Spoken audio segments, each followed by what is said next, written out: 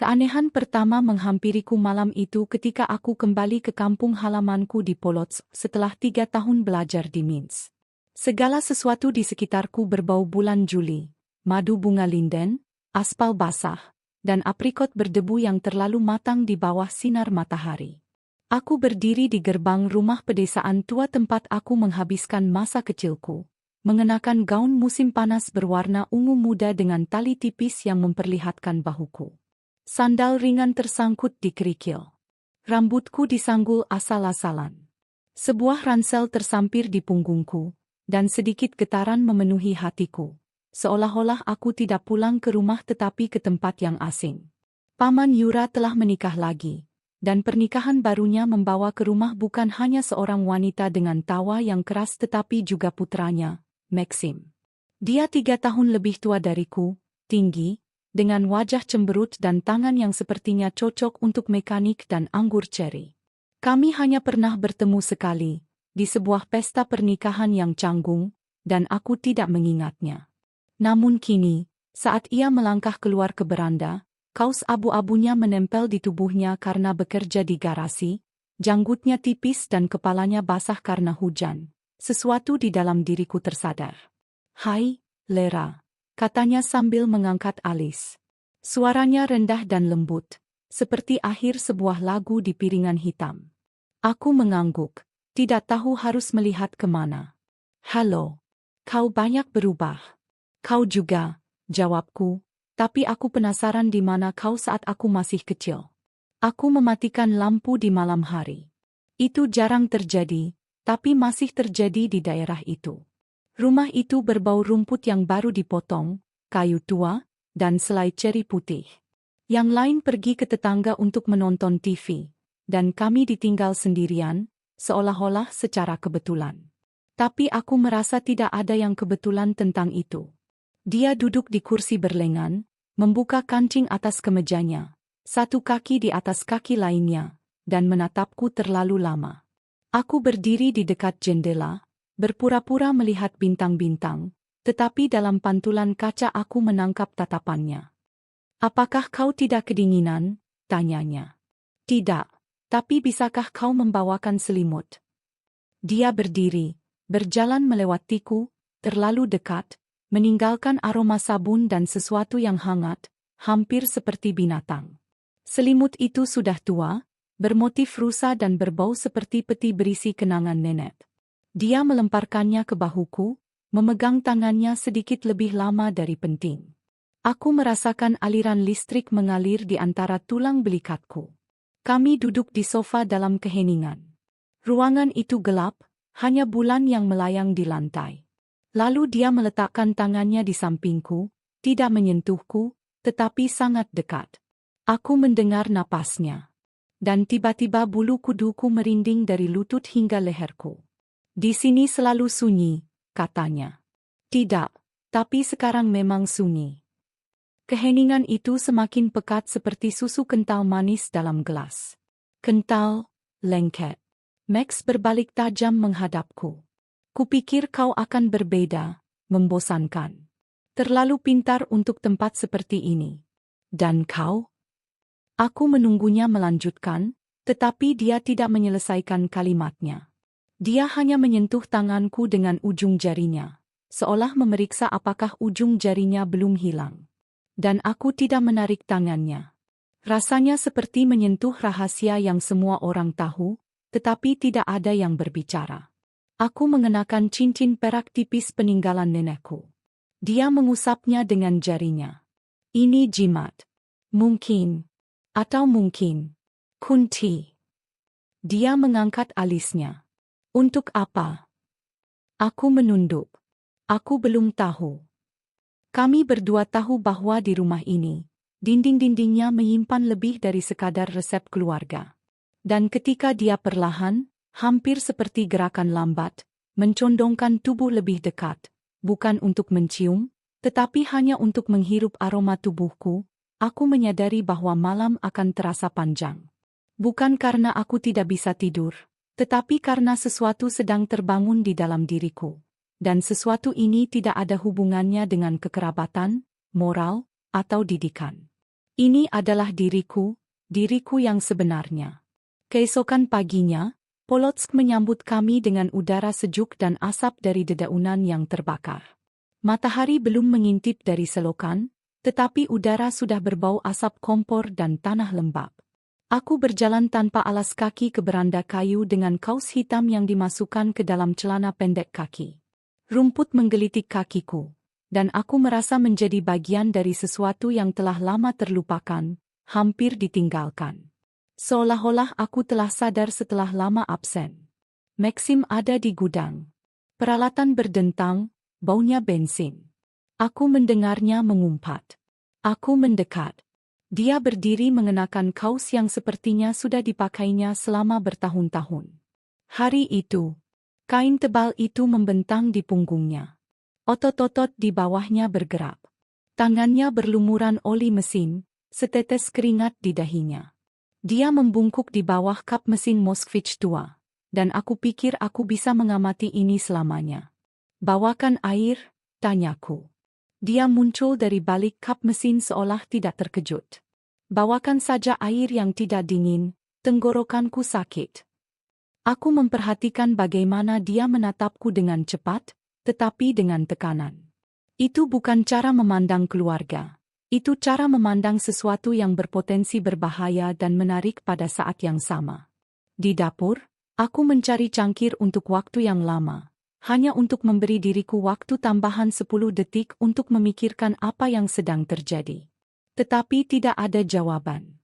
Hanya perasaan seolah-olah aku sedang dibungkus sesuatu yang lembut, basah, terlarang. Ketika aku kembali, dia sudah duduk dengan kaki terentang di bangku di dekat dinding. Aku menyerahkan cangkir itu kepadanya, dan jari-jari kami bersentuhan lagi. Kali ini dia tidak tersentap, dia hanya menatap, seolah-olah kau bisa melihat denyut nadiku melalui kulitku. Bukankah kau takut semalam? Tanyanya, tanpa mendongak. Apa? Yah, gelap atau aku? Aku terkekeh dan duduk di sebelahnya. Aku bukan tipe orang yang takut gelap. Atau laki-laki dengan mentega di jari-jarinya. Dia tertawa pelan, serak, untuk pertama kalinya setelah sekian lama. Kami duduk dalam keheningan. Kemudian tiba-tiba dia melepas sarung tangannya dan meraih bahuku. Dia menyapu setitik debu imajiner dari bahuku. Kulitmu seperti porselen, dingin dan halus. Ini tidak dingin, bisikku, tapi terdengar seperti tantangan. Maxim berdiri dan, tanpa berkata apa-apa, masuk ke dalam rumah. Aku tetap duduk dengan denyut nadi di telingaku dan perasaan bahwa dia baru saja mengatakan sesuatu yang penting tanpa kata-kata. Sore harinya kami pergi memetik jamur. Ibunya memaksa, katanya, karena kami berdua sedang senggang. Hutan itu lembab, udara berbau lumut, busuk, dan akhir musim panas. Aku mengenakan jaket denim tua. Di bawahnya ada blus ketat, tipis seperti jaring laba-laba, dan legging. Sepatu bot berderit di rambutku, jepit rambut berbentuk ranting perak. Maxim berjalan di depan, menyingkirkan ranting-ranting, kadang-kadang menawarkan tangannya. Suatu kali aku terpeleset, dan dia meraih pinggangku dengan kuat dan percaya diri. Tangannya menempel sedikit lebih lama dari biasanya. Kamu berat, candanya, tapi suaranya teredam. Aku hanya dalam, jawabku, dan dia terdiam. Kami berhenti di dekat tunggul tua yang besar. Aku duduk, lelah. Dia duduk di sebelahku, hampir bersentuhan. Aku bisa mendengar air menetes dari tunggul itu. Daun-daun itu. Aku merasakan lututnya menyentuh lututku. Aku tidak menarik diri. Kita bertingkah aneh, katanya tiba-tiba. Kenapa? Karena kau seperti saudara perempuan bagiku. Aku bukan seperti saudara perempuan bagiku, dan kau tahu itu. Dia menoleh kepadaku tiba-tiba. Ada sesuatu di matanya yang membuatku lupa cara bernapas. Aku memperhatikan bibirnya bergerak, tetapi dia tidak berbicara, dia hanya mendekat. Dan ketika hanya ada beberapa milimeter di antara kami, aku menunduk. Jika aku menciummu sekarang, semuanya akan berubah, katanya sangat pelan. Aku tetap diam. Lera, cium, bisikku, tidak mengenali suaraku. Tapi dia tidak menciumku. Sebaliknya, dia mengambil tanganku dan membawanya ke pipinya. Dia hanya memegangnya, seolah-olah aku adalah hal terakhir yang tersisa di dunia ini. Dan dalam sentuhan itu ada lebih dari ciuman apapun. Dalam perjalanan pulang, kami hampir tidak berbicara. Hanya langkah kaki dan napas. Larut malam, aku berbaring di kamarku di lantai 2. Pepohonan berdesir di luar jendela. Bulan purnama bersinar terang, seperti lentera di kamar seorang remaja. Tiba-tiba, papan berderit di lorong. Aku duduk tegak. Jantungku berdebar kencang. Dia mengetuk. Apakah kau tidur nyenyak?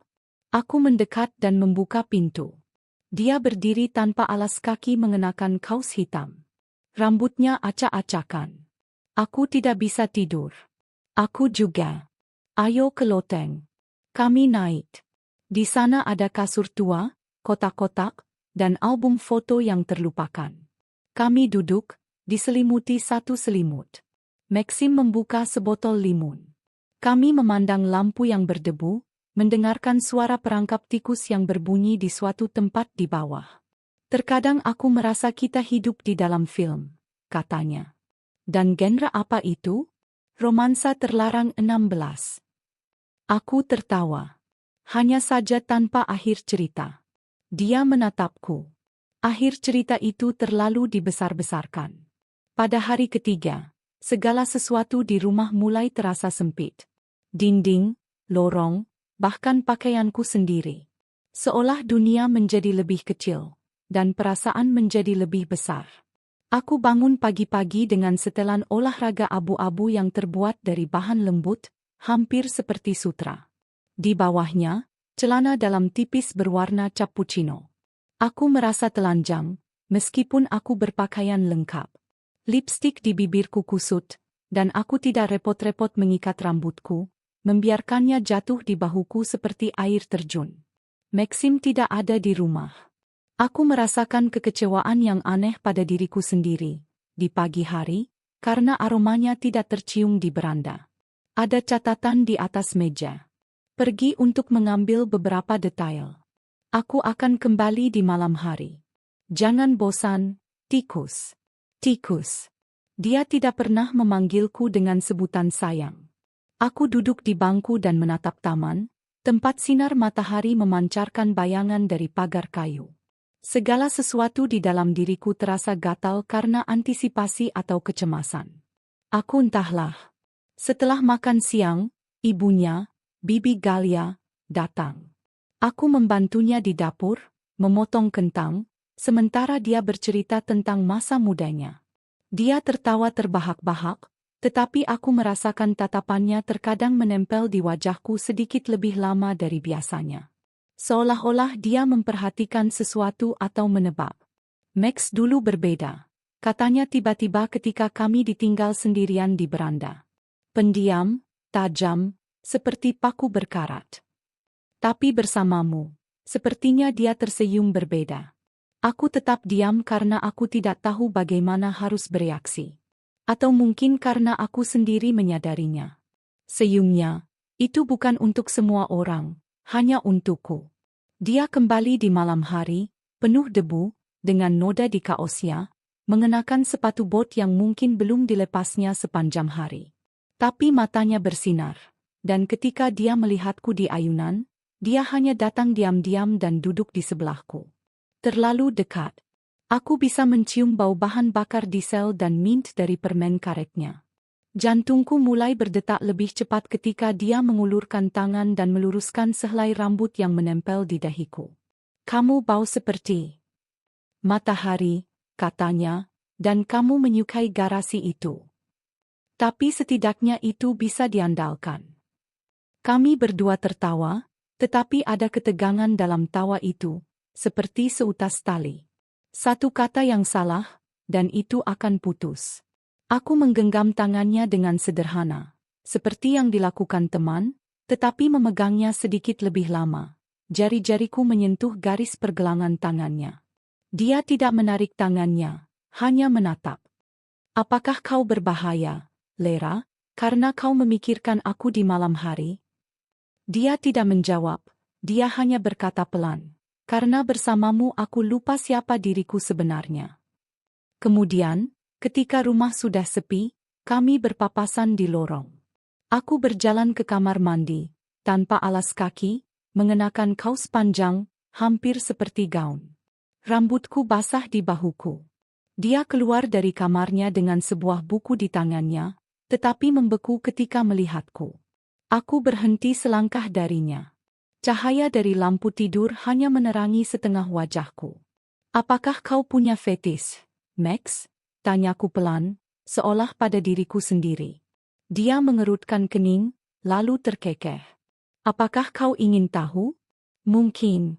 Kalau begitu aku akan memberitahumu satu. Rambut. Saat basah, saat tetesan air mata mengalir di lehermu, saat kau bisa menekannya ke telapak tanganmu. Aku membeku, dan setetes air mata dari rambutku jatuh tepat ke kausnya. Dia menutup matanya. Maaf, kataku, tetapi ada lebih banyak hasrat dalam suaraku daripada permintaan maaf. Dia melangkah lebih dekat, tanpa menyentuh. Hanya udara di antara kami yang bergetar. Seandainya bukan karena rumah ini, seandainya bukan karena nama-nama itu, tambahku. Jika aku bilang ya, dia tidak menjawab. Dia hanya mengusap rambutku, dan kami berdiri di sana, tak bergerak, seolah di tepi jurang. Terlalu dekat, terlalu terlambat. Malam itu, aku berbaring di tempat tidur, tetapi aku tidak tidur. Cahaya bulan masuk melalui jendela, menyoroti bentuk tubuhku di bawah selimut. Ada keheningan di luar pintu, tetapi di suatu tempat di dalam diriku, semuanya menjerit. Aku mendengar langkah kakinya. Dia lewat, lalu berhenti, kembali, berdiri di depan pintuku dan tidak mengetuk, hanya tetap di sisi lain. Kami berdua bernapas dengan keras, tetapi tak satu pun dari kami melangkah. Hingga terkadang udara menjadi kental seperti madu, dan setiap napas terasa berat. Pagi seperti itu datang tepat setelah malam itu ketika dia berdiri di depan pintu dan tidak masuk. Mungkin, jika saya tidak dapat melakukan apapun, dan Anda perlu melakukan hal yang sama. Dan itu akan terjadi juga, Anda harus melakukan yang terbaik. Tentu saja, itu bukan hal yang baik. Tentang hal ini Anda dapat melakukan hal yang sama, mungkin, karena tidak ada gunanya. Tidak ada biaya tambahan yang harus dibayar. Tidak ada gunanya. Tidak. Karena itu tidak ada gunanya, itu akan terjadi. Tidak ada yang perlu dilakukan. Anda berada di sana, dan tidak ada gunanya. Itu bukan masalah. Apakah Anda tidak bisa mengirimkannya? Untuk beberapa waktu, Anda harus melakukannya, tetapi Anda tidak. Tidak. Anda dapat menggunakan nama ini. Jawaban. Anda mungkin perlu melakukannya. Bagaimana dengan mobil? Kamu. Anda perlu melakukan ini. Ya, itu saja. Pada akhirnya, ini adalah tugas saya. Ya, itu saja. Tidak ada yang bisa dilakukan. Ya, itu saja. Ini adalah hal yang sangat penting. Jika Anda ingin melakukan sesuatu yang baik dan benar, maka. Namun, Anda mungkin perlu melakukan hal yang sama. Apakah Anda bertanya-tanya, apa yang Anda butuhkan? Tidak ada yang bisa saya lakukan. Itu juga jika Anda melakukan ini, Anda tidak akan bisa melakukannya. Tidak, tidak. Tolong dan bantu saya. Dan itu. Apa yang terjadi dan apa yang terjadi? Dan, bagaimanapun juga, saya tidak bisa melakukan apapun. Anda tidak perlu khawatir, bukan orang yang bertanggung jawab. Ya, karena Anda perlu melakukan hal yang sama, dan kemudian melakukan hal yang sama. Mengapa Anda harus mencintai saya?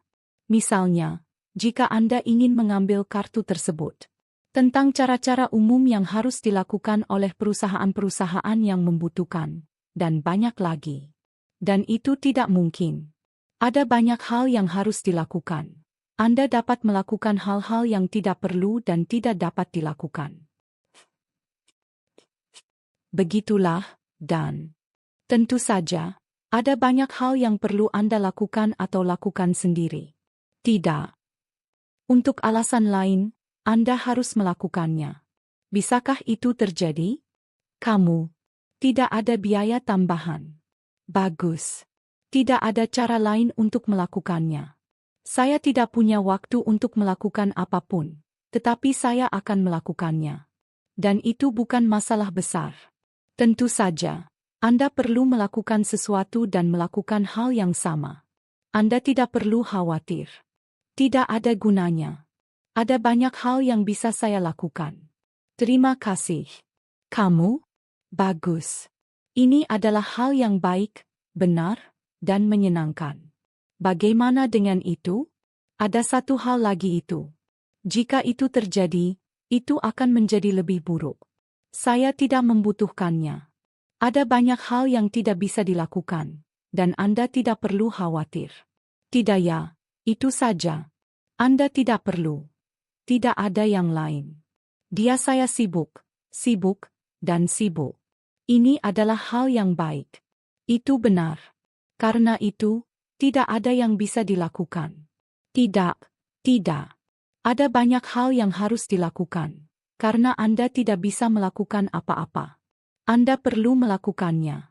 Tidak ada gunanya. Unduh semuanya.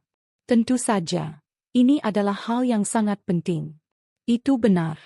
Jika Anda tidak melakukan hal ini, Anda akan perlu melakukan hal yang sama. Dalam hal ini, tidak ada yang bisa dilakukan. Saya tidak punya pilihan lain selain itu. Dan itu semua, dan banyak lagi. Itu adalah hal yang baru. Dan itu, sejarahnya tidak penting. Ada banyak hal yang bisa saya lakukan.